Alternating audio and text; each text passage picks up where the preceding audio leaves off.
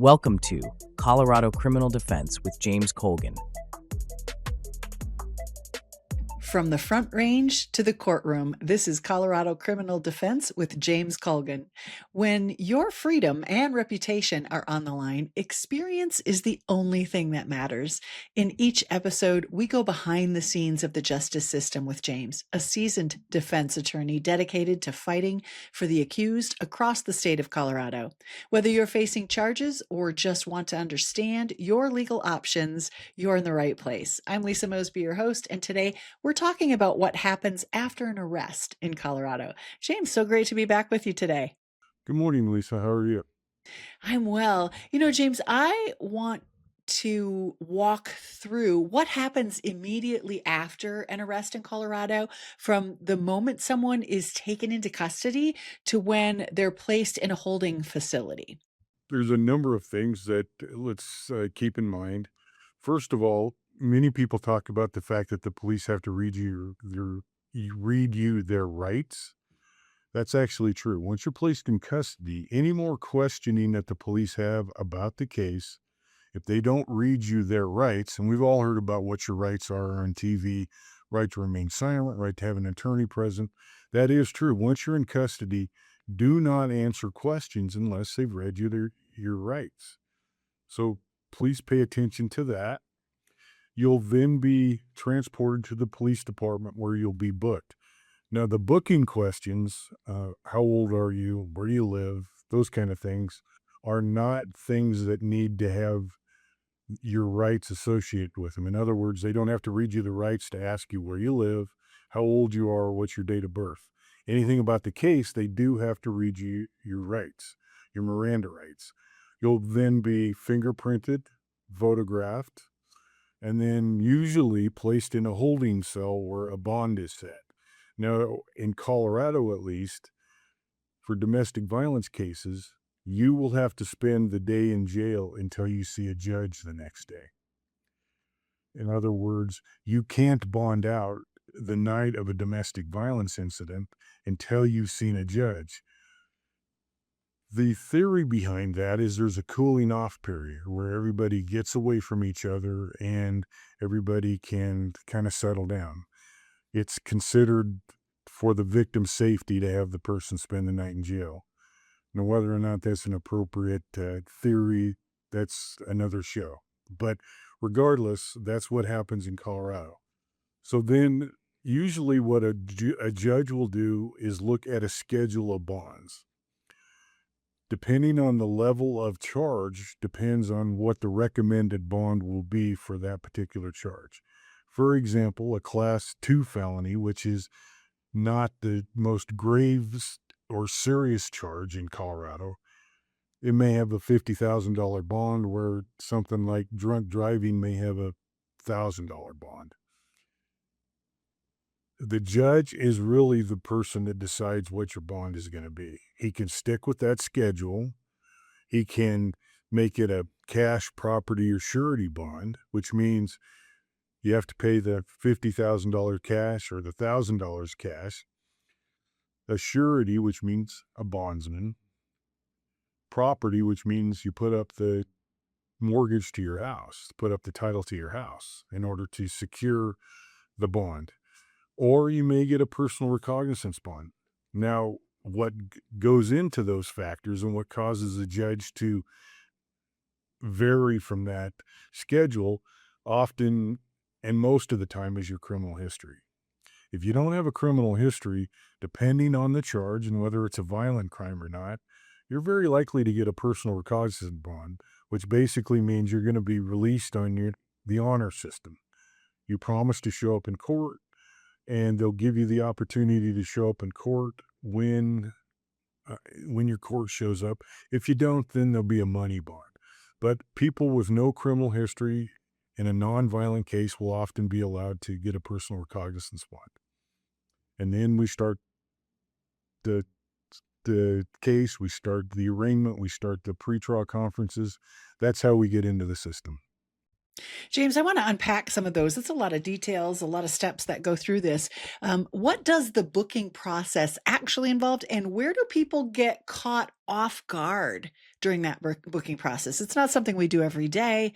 Can you go into a little bit more depth on how people should behave during that process? Yeah, I tried to hit on that a little bit because oftentimes people will start talking not in response to questions. They'll start protesting their innocence, for example, and say, "I didn't do anything. I only hit her once." That kind of thing. Well, even if it was in self-defense, if you say it and it's not in response to questions, those answers are admissible in court. When they say anything and everything you say can and will be used against you, that's not an exaggeration. If you come out and say something and you should have had your rights read to you, but you said something just spontaneously, those statements will be used against you. So, my suggestion is during the booking process, do not say anything except for the very basics who you are, where you live, what's your phone number. Other than that, don't say anything. And people get very frustrated with the booking process because depending on where you are at, depending on what jurisdiction you're at, you may be there for hours and hours before you're released. It's very frustrating for people. They're like, well, I'm eligible for a bond. Why can't I get out of here in 15 minutes? Well, that's not something that's within anyone's control. It depends on the jail. It depends on their staff. It depends on how many people they have working that night. Oftentimes, people get arrested and they're there 5, 6 hours before they're allowed to relieve.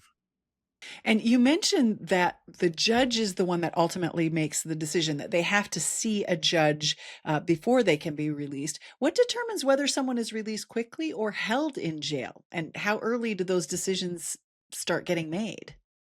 Well, actually, and let me correct what I said.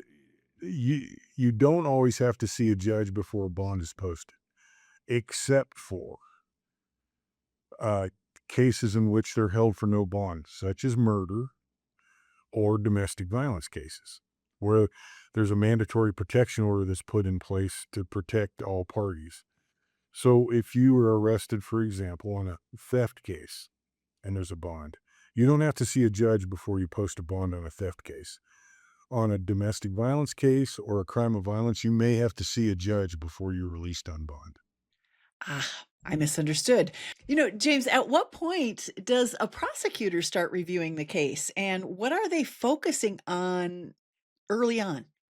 Well, the prosecutor will see the day that they're in front of the judge, maybe a little earlier. But what the prosecutor focuses on, and I know this because I was a prosecutor, they focus on criminal history, criminal history, criminal history. That's what their focus is. In their mind, how likely is it that this person is a danger to society if they're released on bond? So it's not uncommon in domestic violence cases and sex assault cases and crimes of violence that the prosecutor will ask for a significantly larger bond than the schedule because in their mind this person's a danger to society or a flight risk. So the prosecutor very often will ask for bond modification. In other words, we want a much higher bond than what the schedule is. And so, but normally what they're looking at is criminal history, and then of course the seriousness of the offense, but criminal history more than anything else. And then how does the way the arrest was handled affect the case moving forward, especially if something was done incorrectly? Thank God for body worn camera. That's all I can say. Well, realistically, before we used to have body worn camera, there would be things that would happen that were not captured on camera, on tape.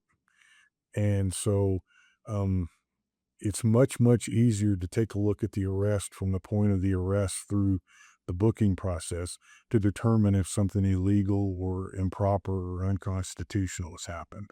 But really, thank God for body worn camera. And I want to go back to the cases where somebody is sitting in jail waiting to see the judge. What is already happening behind the scenes that could impact the outcome? Well, while you're waiting, and usually, like I said, this is a domestic violence case where you're just simply waiting overnight to see the judge. In the meantime, the booking people at the jail have run a criminal history to determine, what is this person's experience in the criminal justice system. That has been put into a report. There has been what they call a threat assessment by the bonding people to determine what the likelihood of that person appearing in court is. Um, then it's kind of given a grade, a scale. That's handed to the court the next morning, and then the court can take a look at that and determine what the court thinks the appropriate bond is. James, when you're the attorney that gets called into a case, before the first court appearance even happens, how do you begin building leverage in a case?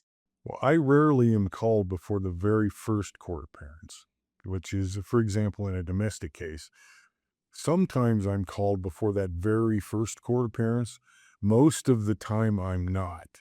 Most of the time, I get called and I make an appearance the next court appearance. And so oftentimes what happens is that since you're in custody, l- law says you're actually entitled to the use of a public defender, for example, a court appointed a lawyer. So for the first appearance, it's very, very common for the public defender to represent a client who then may bond out, doesn't qualify for the public defender, and then hires a private attorney like myself. So at least at the first appearance, it's usually the public defender only because that person's in custody and is not entitled to a bond at that point until they see a judge. So then how do you start building your case after that first appearance, court appearance? Okay, so really it's just we reinvestigate the case, to be honest with you. I Okay. I get an investigator on board, we start asking questions and looking through all of the evidence to look for stuff that was not asked or questions of witnesses that we think should have been asked, looking for pieces of evidence that we think should be there. Don't forget, we often get different stories as to what happened than what the police think they know. Um, so oftentimes our investigation will go off in a different direction because we don't think they got the facts right. So basically, we start from scratch and start looking at the case, investigating to see if the police have it right or if the police have it wrong. And that makes sense. You're not going to walk in there blind. I can see how, you want to establish the truth, finding the facts for your client. In those first few days after an arrest, what tends to separate cases that get resolved well versus the ones that become a much bigger deal? Well, I think it really depends on the nature of what the charges are. And to be honest with you, it kind of depends on the client. If if the client insists, for example, that they didn't do it, which is very often the case, they didn't do what they're charged with. Obviously, it's going to be a much, much longer process. I don't get clients very often that are willing to just say, let's get this over with quickly. I don't get that very often because most of the time, almost all of the time, there's evidence to indicate that the person did not do the crime that they are charged of or charged with. I'm sorry. And so very often it takes them a while to dig up some stuff to present to the DA that, okay, this isn't quite what you think it is. And most of the time the clients agree to that. So I guess I guess the short answer to your question is I don't get clients very often that are like, I want to plead to this and I want to do it now. Sure. Is there anything we missed in those first 48 to 72 hours after someone is arrested? Anything that people should be aware of? Well, the one thing that I did fail to mention is the fact that once you're arrested, you have to be put in front of a judge within 72 hours to be advised of what you're being charged with or released from custody. So if you haven't bonded, for example, you have a bond. It doesn't require the mandatory appearance that we've talked about. But if you are jailed, they have 72 hours to advise you of why you're being held. Okay? It's it's it's a Supreme Court case called Riverside versus California. I don't want to get too technical, but Right. that's the Supreme Court case that says they have 72 hours to advise you of why you're being held and to determine whether there's been probable cause to hold you. So And I think that the 48 hours isn't really relevant, but the 72 hours is most definitely relevant. it is, yes. And I think we'll leave it there for today. I think we've covered all the different aspects of what happens initially when you're first arrested. All righty, thank you. My pleasure. Thanks for tuning in to the Colorado Criminal Defense with James Colgan. For expert legal guidance or to schedule a consultation, visit jpcolganlaw.com. And remember to like, subscribe, share this episode with someone who might need it today, and come on back next time. We'll see you there. Thanks for watching. Be sure to hit that like and subscribe button and leave us a review in the comments.